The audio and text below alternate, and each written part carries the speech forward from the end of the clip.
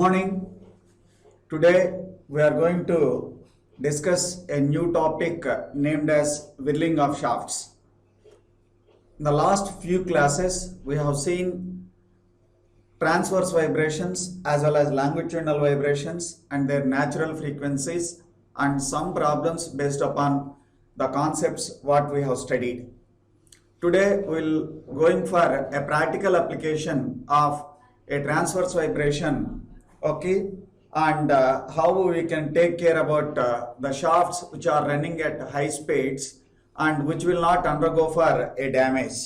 Okay, so let us see what is whirling of shafts and how we can write its natural frequency or critical speed where we cannot run or we are not able to run safely at a particular speed. Okay, that part we will see in today's lecture. Let us consider a rotor is mounted on a shaft and the shaft is running between the two bearings. So let us assume this is the axis of rotation. You are supposed to mount your shaft here between two bearings.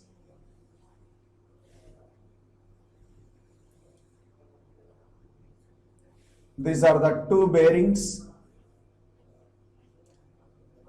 and on this shaft we are supposed to place a rotor at the center or anywhere wherever you require. Let us assume there is a rotor like this. So the actual requirement is the rotor center of gravity should match with the axis of rotation and the shaft central axis. That is our requirement. But there are some possibilities that there may be a misalignment that takes place, that matching the center of gravity of the rotor with the axis of rotation of the shaft may be due to erection or may be due to in manufacturing itself there is an eccentricity that is developed in the center of gravity of the rotor which is not at the center and it is shifted to some location, maybe not at the center, at somewhere else. So the center of gravity is shifted to a location, okay. So that location is said to be a distance from the axis of rotation of the shaft and the disc center of gravity. So this is an amount of E eccentricity. E is an amount of the deviation from the rotor center of gravity with the axis of rotation of the shaft. So because of that, due to the eccentricity, so there is some amount of deflection is obtained to the shaft due to the centrifugal force which is developed. Why is the deflection? Due to centrifugal force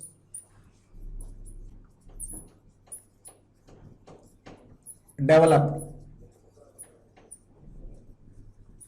Centrifugal force developed.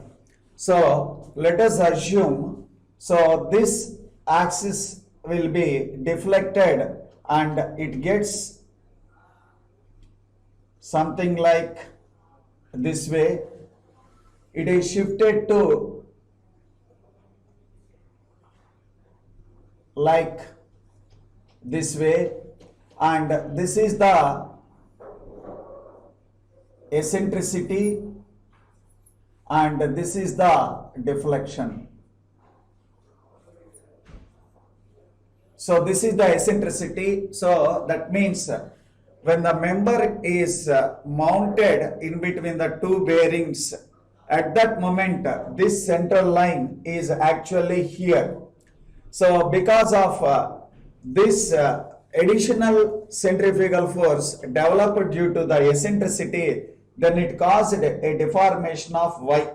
So this is the E is the eccentricity that is due to manufacturing or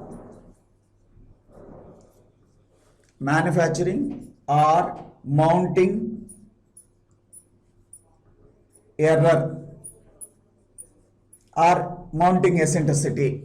So Y is the deflection due to the centrifugal force, okay, developed due to eccentricity, okay. Then stiffness of shaft, say K. Stiffness of the shaft is K. Then we can write a restoring force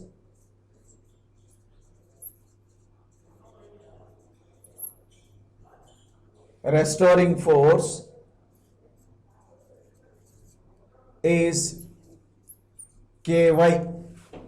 So the restoring force, because Y is the deflection and K is the stiffness of the shaft, then the restoring force is equal to Ky. Then M is the mass of the shaft. Then centrifugal force is equal to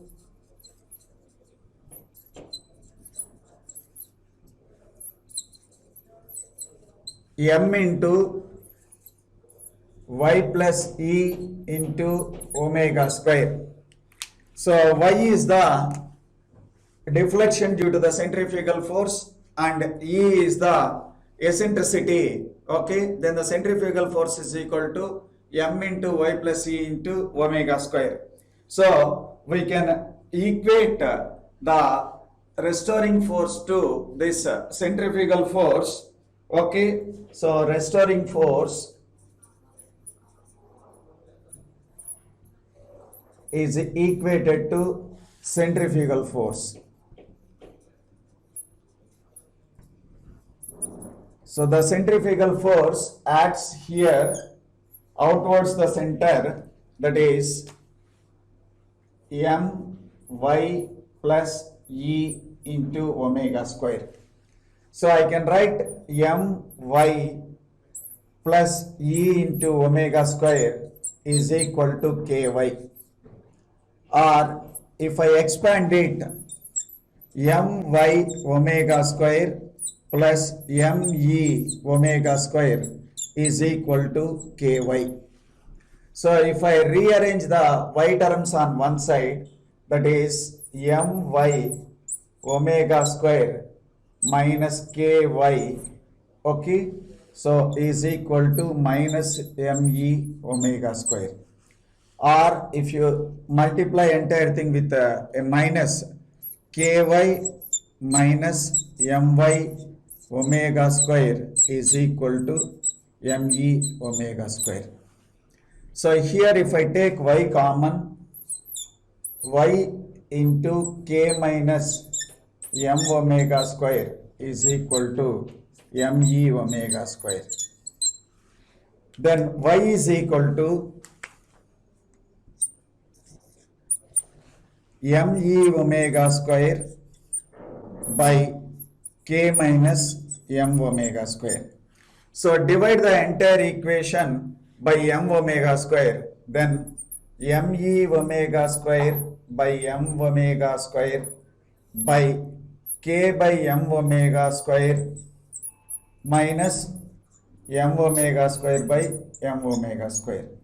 So then this M omega square get cancelled. This becomes 1, okay. And what is K by M? We know K by M is omega n square. So Y is equal to E by omega n by omega whole square minus 1. So because we know omega n is equal to root k by m. So omega n is equal to k by m. So this k by m I have rearranged like omega n, then it has been converted to like omega n by omega whole square minus 1, that is y is equal to e by omega n by omega whole square minus 1. So here you can see different conditions, like what happens if omega n is equal to omega, or if omega is greater than omega n, or omega is less than omega n. So you can see the first case, when omega n is equal to omega, that means omega n by omega is equal to 1.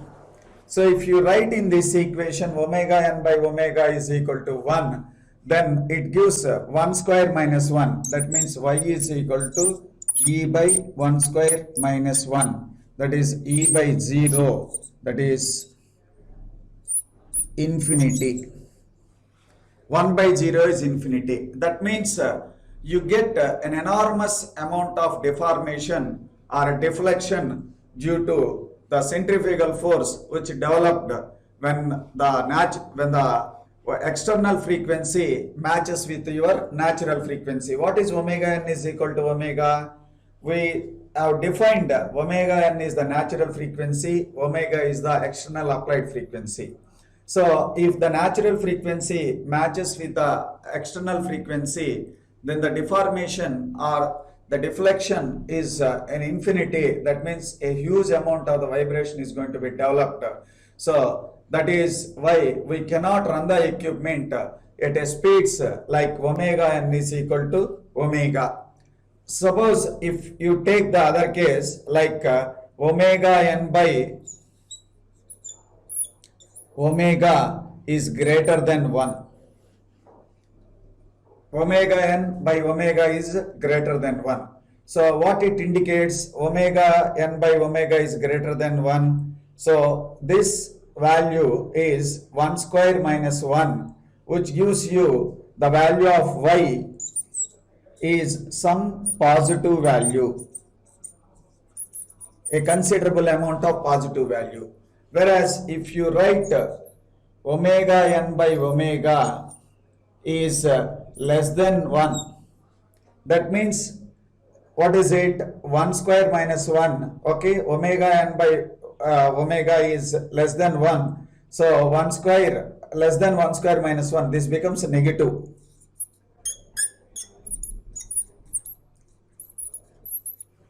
So omega n by omega is less than 1. That means the applied frequency is greater than natural frequency. What it mean? Omega n by omega is less than 1. That means omega is more and omega n is less. That means you have passed the natural frequency, okay, more and more, then you got y value negative. What y value negative indicates? That means it deflects, instead of like this, it is going to deflect in the other way. So when it deflects in the other way, what will happen? This eccentricity which is originally existing in the system is going to come back towards the axis. That means we can see that at one location where y is equal to minus e, at that moment, so the shaft is going to bend in the other way, and the center of gravity of the rotor will matches with the axis of rotation. That means once again the rotor center and the axis of rotation both are on the same line, then the system will vibrate in a smooth manner. It will run at a smooth manner instead of vibrating. So if you run beyond a particular speed, that is when it greater than its natural frequency, where y becomes minus e, then the system once again runs in very smooth way. Suppose if you pass more and more value, then what will happen? This this will be deflected like this, then this eccentricity will be shifted towards this. So both E and Y will come this side. Then once again the effect is like previous, then it induces the vibrations, isn't it? So when omega n by omega is greater than 1, that is when your external frequency is less than natural frequency of the system, then there will be some amount of vibration is observed, that is due to the centrifugal force.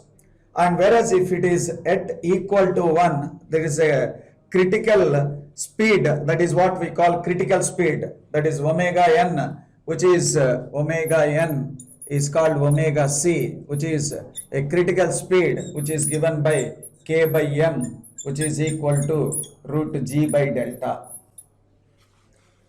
Okay, so that value is the critical speed where you cannot run the equipment. Once you pass that speed, then there is a situation where y will become minus value of what is it, E, okay, E, then you can see that the system will be balanced, y is equal to minus E, okay. And if it is positive, then you will have certain vibration. If it is negative, when it matches, then there is no vibration. If we go for more and more amount of minus E, then you will see there is an enormous, once again, vibrations are developed. And that is why it is always advised to run the equipment, okay, beyond the speed of its natural frequency, okay. The applied external frequency is beyond the speed of natural frequency, and you should not run this at the speed of its natural frequency. So this is what a critical speed of the shaft or whirling of shafts, okay. Then here I said that the bearings are like this. These bearings are two types. One is long bearings and another one is a short bearings. If the bearings are long in nature, then we take it as a fixed beam. And if the bearings are short, we take it as a simply supported beam. Simply supported beam. Okay, so with this background, we will solve a problem on whirling of shafts.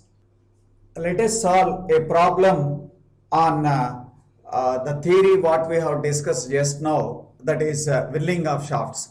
The problem is like this. The following data relate to a shaft held in long bearings. Length of the shaft is 1.2 meters. Diameter of the shaft is 14 mm. Mass of the rotor at midpoint is 16 kg. And the eccentricity of the center of mass of the rotor from center of rotor is 0.4 mm. Modulus of velocity is 200 GPe. Permissible bending stress is 70 megapascal. Determine the critical speed of the shaft and range of the speed over which it is unsafe to run the shaft. Assume shaft is massless. So let us write the data what is given. That is, the length of the shaft L is 1.2 meters. Then diameter of the shaft 14 mm.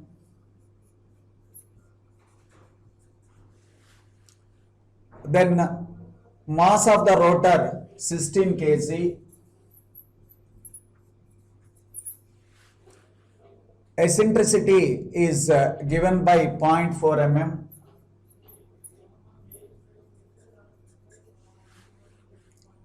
Modulus of velocity E 200 GPa. Permissible bending stress sigma B permissible is equal to 70 megapascal. You are supposed to find out the critical speed of the shaft, okay? So, and the range of speed over which it runs unsafe and assume shaft is massless. So it is assumed held in the long bearings. So just now I said long bearings case, we take fixed beam, and short bearings case we take it as a simply supported beam. Simply supported beam. So this is a long bearing case, that is fixed beam. So now let us see how we can proceed this problem. As you are aware of it, we know that delta, that is the deflection in case of a fixed beam subjected to a point load at the center like this. Like if you take a fixed beam where at midspan there is a load of W mg with a length of L with a modulus of velocity of E and moment of inertia of I, we know that the equation for the delta is mg L cube by 192 EI. So what is the values available with us? Let us see. M mass 16 kg, G 9.81, L 1.2, Q by 192, E modulus of rigidity 200 GPa, 200 into 10 power 9. So that is, I am writing everything in meters. Okay, then this is I pi by 64 d to the power of 4, pi by 64 d to the power of 4, where d is 14 into 10 power minus 3. So you get the value of delta. So the delta value is 0.00375 meters.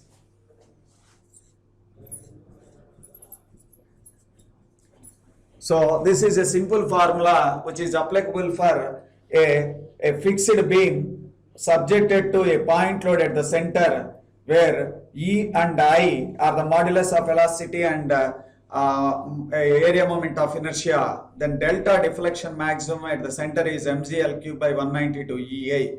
So m is 16, G 9.8, L is given length, and E is modulus of velocity given in GPa. I have written in Pascal Newton per meter square. Okay, that is 10 power 9, and I pi by 64 d to the power of 4. Substitute it, you get delta value 0.0375 meters. We know that Fn is equal to 1 by 2 pi root G by delta. So this is 1 by 2 pi root G 9.8 by delta 0.00375. So if you substitute this, you get the frequency, natural frequency is 8.145 Hertz. So what is Hertz? Hertz is cycles per second. So then what is it? RPM, N, natural frequency, that is the critical speed of the shaft, 8.145 into 60. So this gives the value of 489 RPM.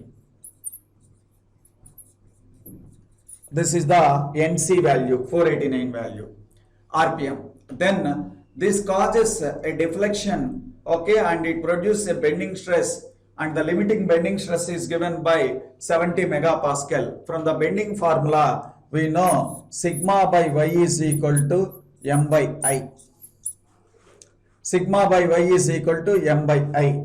So what is sigma? Permissible bending stress. So how much it is? 70 megapascal. Then y, what is y? Y is d by 2. Then what is m? M is the bending moment maximum. So the bending moment maximum in case of fixed beam, which is given by a point load WL by 8, and this is W1 L by 8. Then I pi by 64 d to the power of 4. Okay, so here d get cancelled, d cube will be there, and W1 is unknown, L is known. What is L? L is equal to 1.2 meters, so 1200 mm. Then D, if you substitute in terms of mm, 14 cube, and because I have substituted left hand side sigma B in megapascal, that is Newton per mm square, that's why I have substituted everything on the right side on mm in terms of mm only. Then by calculating this, I get the value of W1, which is equal to, W1 is equal to 125.7 newtons. So 125.7 newtons, that is the additional load induced due to the bending of the beam. Okay, and we know that initially the self weight, which is W, which is taken at the center, is causing a deflection of 0.00375 meters. That means so the W produces a deflection of 0.00375 meters. Then W is nothing but here how much? 16 into 9.8. W is mg, causes 0.00375 meters. Then 125.7 newtons, that is W1, causes how much deflection? Delta 1. So I want to find out what is the corresponding deflection which is happened due to 125.7 newtons load. I know that the corresponding deflection is 16 into 9.8 leads to 0.00375. Okay, I need this value, so I can write so W, that is the load 16 into 9.8 causes a deflection of 0.00375 meters, and then here the load is 125.7 newton. Then how much amount of the deflection it causes for the corresponding load of W1, isn't it? Then we can write additional deflection